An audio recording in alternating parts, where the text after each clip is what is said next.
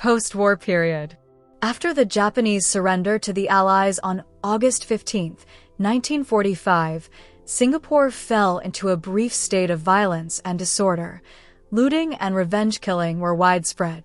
British, Australian, and Indian troops led by Lord Louis Mountbatten returned to Singapore to receive the formal surrender of Japanese forces in the region from General Saishiro Itagaki on behalf of General Hisaichi Terauchi on September 12, 1945. Meanwhile, Tomoyuki Yamashita was tried by a U.S. military commission for war crimes, but not for crimes committed by his troops in Malaya or Singapore. He was convicted and hanged in the Philippines on February 23, 1946. Much of the infrastructure in Singapore had been destroyed during the war, including those needed to supply utilities. A shortage of food led to malnutrition, disease, and rampant crime and violence. A series of strikes in 1947 caused massive stoppages in public transport and other services. However, by late 1947, the economy began to recover, facilitated by a growing international demand for tin and rubber.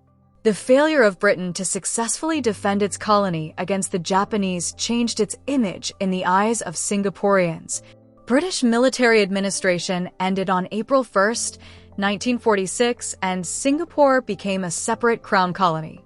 In July 1947, separate executive and legislative councils were established, and the election of 6 members of the Legislative Council was scheduled for the following year.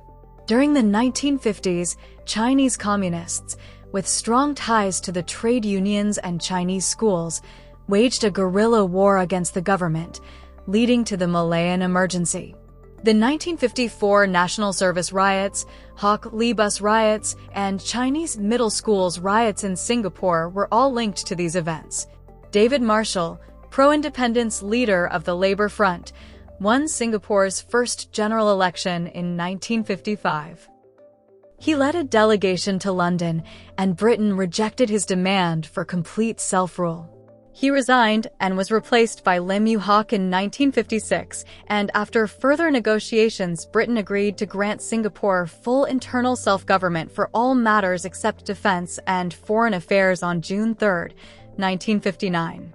Days before, in the May 30, 1959 election, the People's Action Party, PP, won a landslide victory.